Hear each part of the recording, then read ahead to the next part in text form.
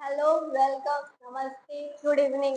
Welcome to my YouTube channel GNCC nursing classes Gorakhpur में आपका हार्दिक स्वागत है, अभिनंदन है। ठीक, तो आज का हमारा टॉपिक है सेल, जिसे हिंदी में कोशिका बोलते हैं। ठीक है, तो आज हम पढ़ेंगे one liner answer and question. ठीक है, तो सबसे पहले हम जानते हैं कि सेल होता क्या है। इस वर्ल्ड में जितने भी लिविंग ऑर्गेनिज्म है, ठीक है, वो किससे बने हैं? सारे लिविंग और सेल से, कोशिका से बने। ठीक है, तो सबसे हम जानते हैं, पहले जानते हैं कि बेसिक यूनिट ऑफ लाइफ क्या है। हमारे जीवन की सबसे महत्वपूर्ण एंड कोशिका है। ठीक है, फिर जानते हैं कि हु फादर ऑफ सेल। सबसे पहले सेल को किसने खोजा था और उसके फादर कौन है? तो इसके फादर कौन है? Robert Hooke. इन 1665 में इसको खोजा था। ठीक है, अब जानते हैं power house of the cell. Cell के पावर हाउस मतलब कोशिका का पावर हाउस क्या है? माइटोकॉन्ड्रिया है। ठीक है, protein factory of life, protein factory of cell. Cell की जो प्रोटीन फैक्ट्री है उसको क्या बोलते हैं? राइबोसोम। ठीक है, post office of cell, Golgi apparatus. अब जानते हैं कि post office of cell Golgi apparatus, आखिर पोस्ट ऑफिस उसको क्यों बोला गया? क्यों? क्योंकि हमारी सेल में जो गोल्गी ऑपरेटस होती है, ठीक है, वो पोस्ट ऑफिस का काम करती है। कोई भी कंपोनेंट अगर बाहर से अंदर आता है, ठीक, तो उसको क्या करती है?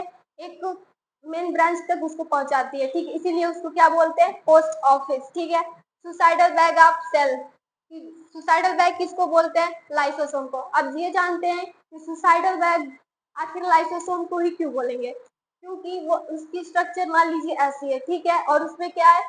31 और 30 एंजाइम पाए जाते हैं। ठीक है, जब भी मान लीजिए आप मार्केट गए, ठीक है, और मार्केट में आप सब्जियां खरीदे, ठीक है, उसको एक पॉलिथीन में भरा, ठीक, उसमें मान लीजिए आलू खरीदे, प्याज खरीदे, या फिर जितनी भी चीजें जो भी खरीदा हो, ठीक है, उसको हम एक बैग में भरे। ठीक, अगर मान लीजिए हमें कुछ और भी सामान खरीदनी है, ठीक है, अगर हमारे पास पॉलिथीन एक ही है, ठीक, तो अगर हम उसमें भरते जाएंगे भरते जाएंगे भरते जाएंगे, ठीक है, तो आखिर में लास्ट में आके वो एंड पॉइंट पे आके वो क्या करेगी? फट जाएगी। ठीक है, तो वही ये भी वही काम करता है कि उसके पास जो भी एंजाइम होते हैं, ठीक है, वो एक तरह से क्या उसको डाइजेस्टिव सेल भी बोलते हैं। ठीक है, वो खाने पचाने का काम करता है, खाना पचाते पचाते एंडिंग में आके क्या करता है? वो डेड हो जाता है, इसलिए उसको क्या बोलते हैं? Suicidal cell.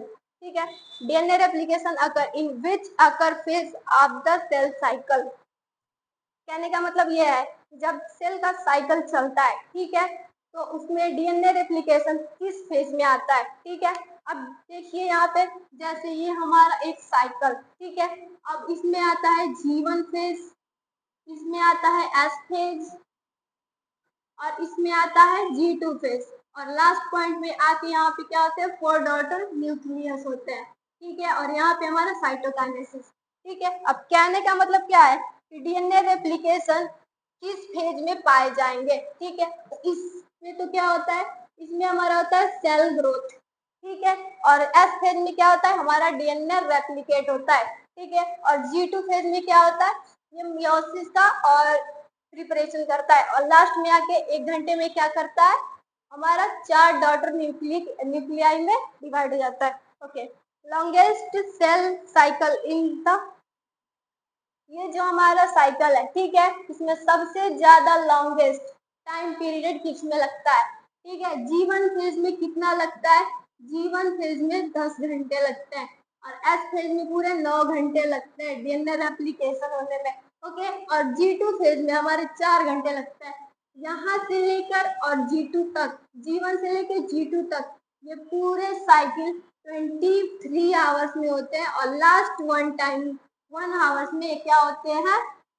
डीएनए पूरे 4 डॉटर न्यूक्लियाई में डिवाइड हो जाते हैं। कहने का मतलब ये है, हमें पूछा गया है कि बस डीएनए रेप्लिकेशन किस फेज में पाए जाते हैं? डीएनए रेप्लिकेशन एफ फेज में पाए जाते हैं। ठीक है, अब क्या है? Discover the live cell. अब लाइव सेल, ये जो रॉबर्ट हुक थे वो डेड सेल की खोज की थी।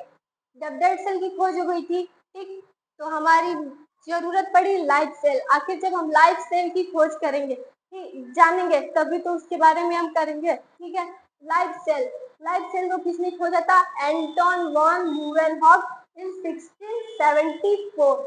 ठीक है, 1674 में इसका खोज किया था। ठीक है, अब रॉबर्ट हुक के द्वारा एक बुक लिखी गई थी। ठीक है, तो उस बुक का क्या नाम था? माइक्रोग्राफिया। Thank you.